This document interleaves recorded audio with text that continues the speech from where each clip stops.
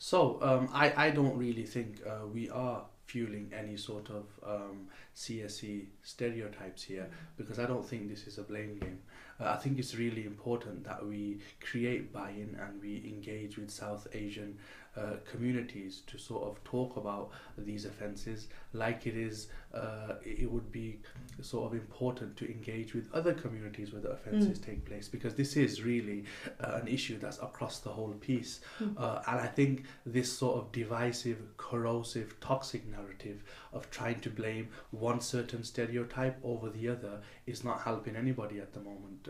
And I think the Islamic perspective has been sort of misconstrued, where we can use the Islamic perspective to create buy-in with South Asian Muslim Pakistani members of the community as well as faith leaders, because Islam doesn't at all condone child sexual exploitation, and because this perspective has been left out of a lot of the debates, it's fueling the far right. And a good example of that is Darren Osborne recently in the newspaper, in the news, in court. He said that one thing that contributed to him carrying out the attacks in Finsbury Mosque were watching the Three Girls documentary about sexual exploitation in Rochdale. And I think sometimes when there isn't a mature debate about this, I think it fuels the far right. So overall, no, I don't think it's fueling any sort of stereotypes. What it is doing is giving much needed tools and much needed oxygen to a debate, and ensuring that we're able to engage and sort of eradicate the menace of CSE. Yeah, it's the stereotype thing really intrigues me. I think that was one of the things that really started, to bother me, was that I'd watch this stereotype develop, and then I would go all over the country and do all different types of training and things like that. And you could guarantee at every single session somebody would say, yeah, but isn't it like mainly Muslim guys? And then you'd have to spend maybe 20-30 minutes unpicking it with them.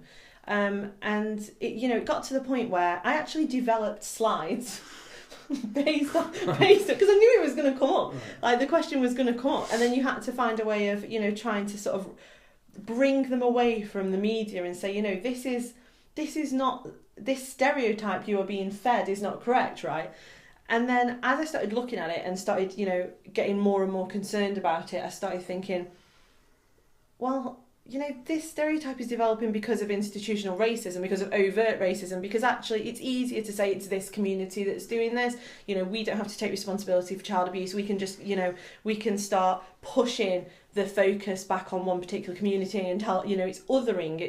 It's a way of saying it's them and it's not us.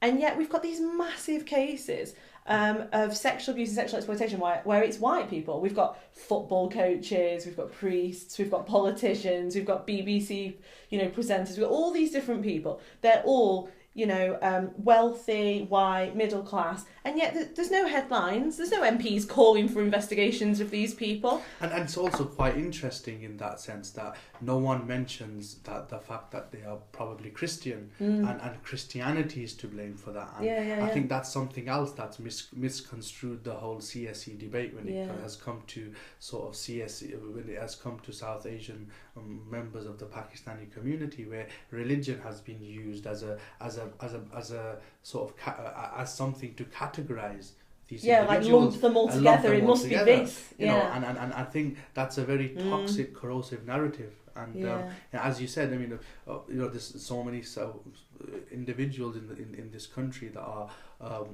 white and lone individuals who have committed child sexual exploitation, but that doesn't mean it's their religion to blame, or that doesn't mean or their whiteness, or their culture. Exactly. So I think these issues need to be talked about and discussed, and we can use religion, especially in South Asian Muslim communities. Religion is very, very important. It intertwines with culture, but if we separate the two out, we can use religion as a positive tool to engage communities, to ensure CSE is reported, and we can push it from faith leaders. But the constant narrative of it's putting people into boxes, the us and them sort of narrative, I think it's very, very counterproductive in making sure that this menace is eradicated. I think the stereotypes are so strong in media reporting and headlines. It's no wonder that people absorb them and accept them over a period of time. Like when we were looking at those headlines, where all of the cases where the guys were, I mean, even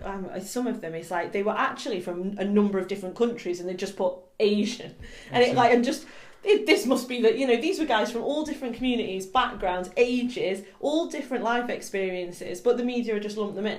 And then we looked at the headlines where it was, you know, white groups of white guys that had done it, like for example, one of the cases in Derby was majority white guys. There isn't a headline that says like 7 white guys or, you know, like that. I mean, for some reason it sort of comes across as though child sexual exploitation undertaken by one community is sort of more severe than if it's taken place by another community. But really, it's a level playing field. You know, sexual exploitation of children is wrong, whether it's undertaken by a South Asian, Pakistani Muslim, or a lone white individual who probably ascribes to Christianity or doesn't ascribe to a religion at all. I think that what makes the debate more difficult is when we have sort of skewed understandings of who's done what, and lumping together of culture and lumping together of religion. I think that's why this sort of workshop is really, really important for frontline practitioners, for a lot of different individuals, to get a unique perspective, which I think is left out of a lot of the mainstream narrative. I think a lot of people, I mean, we know a lot of people are interested in it. I think a lot of people will benefit from it.